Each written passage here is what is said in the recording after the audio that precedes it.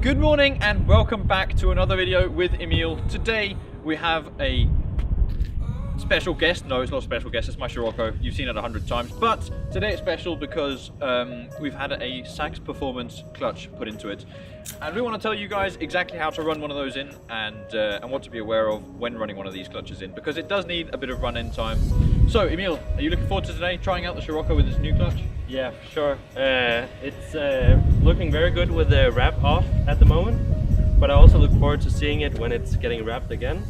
The clutch, yeah, I look very much forward to trying a sports clutch. Yeah. Never tried that before. I think it's quite aggressive, and we will do some some interesting car driving today. Yeah, so we have a day planned full of fun, but you join us again on an absolutely freezing day here in Denmark. As you can see from my hat, we were wearing gloves just a second ago, but thought we wanted to be Vikings to show you guys that we are Danish. But obviously it's pointless because we're already freezing our bottoms off.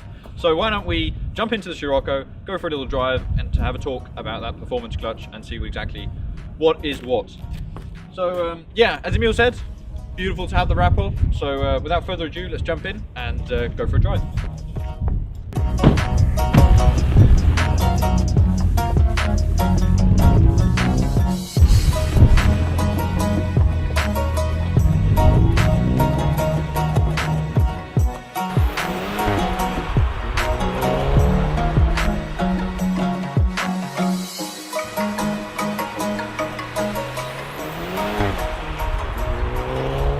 Today we want to show you guys exactly how to run in one of these clutches, because I think many believe that as soon as they get a performance clutch in their car, they can just sit in and go full power straight from the get-go. But it's actually very important that you run in the clutch so that it doesn't obtain damage in the future. So the way to do so is, after you've had it installed, you basically have to do approximately, depending on the clutch, 500 to 1,000 kilometers, where you drive at a reasonably sensibly, in the way that you don't accelerate too hard and you don't exert the maximum Newton meters of the car on the clutch, in the way that you don't overheat the clutch, because it's very important for the car to go through a heat cycle in the way that the clutch is heated up and then cooled down again, in order for the material in the clutch to work properly.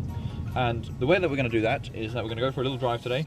I've just had the clutch installed and we've just picked up the car from the dealership, or from the mechanics, and I'm going to reset my trip computer, and we are going to go for a little drive just to see exactly what it's like. And already I can feel that the clutch is much stiffer than a standard clutch. This is not something you have to be worried about, but it is something that you have to get used to. The way it engages with the gears is it's much stiffer in the way that the springs push it together in a more aggressive manner instead of the softer standard clutch. The most difficult thing to get used to for me is actually getting started from 0 kilometers an hour, because it is that much more sensitive and the clutch engagement period is that much shorter. So it's a little bit more difficult, but also a good challenge.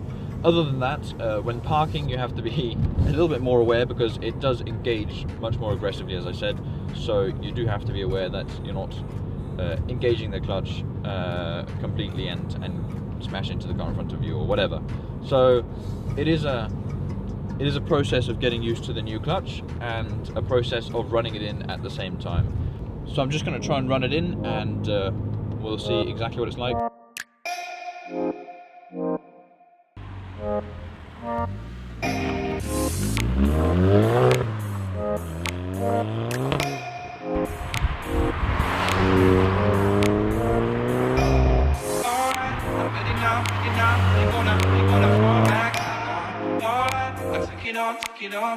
Take it on me, baby. All I ever ask, you're gonna be my one. Tonight, take it with, If I love, don't it make no sense. And you tell your friends and they hold your hands, baby, don't be my. So now that we've had the new clutch installed in my Scirocco R, it is fantastic to be back in it, and one of the things that happened when they were changing the clutch at the mechanic that I had help me, was that actually they figured out that the flywheel bearing had worn out and that the flywheel was loose. So this is a problem that many Volkswagens have sometimes, and this was something that had to be repaired because the clutch attaches to the flywheel when you engage the clutch or disengage the clutch. And if the flywheel isn't perfectly aligned, you will likely experience serious vibrations, and worse than that, if you don't spot it in time, it could ruin the entire engine. So that was something that had to be replaced. A little bit annoying, but now it's done, which is fantastic. And we have our new Sachs Performance clutch in the car.